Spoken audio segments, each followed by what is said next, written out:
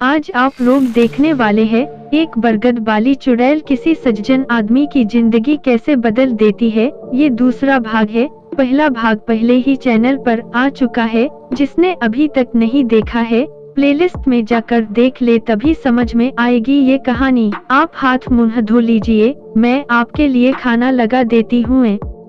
वो पत्नी जो प्रदीप को कभी पानी को भी नहीं पूछती, वो प्रदीप को खाना देने की बात कर रही थी, वो भी इतने प्यार से। प्रदीप हैरान होकर बोला, प्रदीप क्या कहा तुमने? तुम मुझे खाना दोगी? तुम्हारी तबीयत तो ठीक है? सुहानी, चुड़ैल, मुझे पता है मैंने आपके साथ बहुत बुरा बर्ताव किया है, लेकिन वो मेरी नासमझी थी, मुझे माफ कर दीजिए।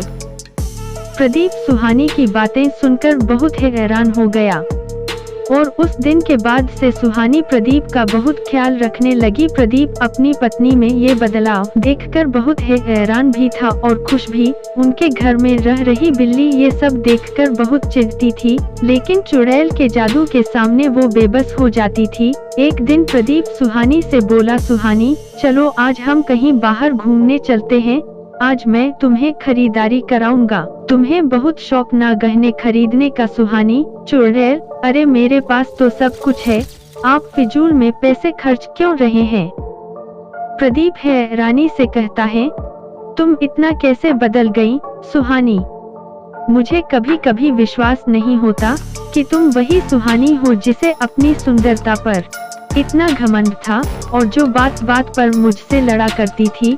प्रदीप के बार बार कहने पर सुहानी बाजार जाने के लिए तैयार हो गई, लेकिन सुहानी जैसे ही तैयार होने के लिए अपने आप को शीशे में देख रही थी, उसी समय प्रदीप वहां आ गया और उसने अपनी पत्नी को शीशे में चुड़ैल के रूप में देख लिया। ये सब देखकर वो दंग रह गया और डरकर बोला। प्रदीप कहता है, तुम सुहानी नहीं हो, तुम तो वही चुड़ैल हो जो उस दिन मुझे रास्ते का पत्थर हटाते हुए मिली थी। तुमने मेरी बीवी के साथ क्या किया?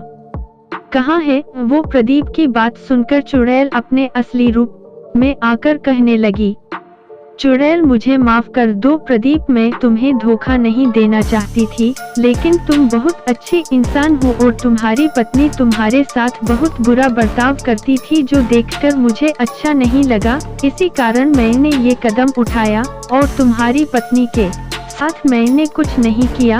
ये जो बिल्ली तुम्हारे घर में रह रही है, यही तुम्हारी पत्नी है। चुड़ैल ने प्रदीप को सारी सच्चाई बताने के बाद सुहानी को दोबारा इंसान बना दिया। उसके बाद चुड़ैल बोली, प्रदीप अगर मैं चाहती तो तुम्हारी पत्नी को मार भी सकती थी, लेकिन मैंने ऐसा नहीं किया, क्योंकि मैं तुम्हारी पत्नी को बस ये दिखाना चाहती थी कि अपने पति के साथ कैसे व्यवहार किया जाता है।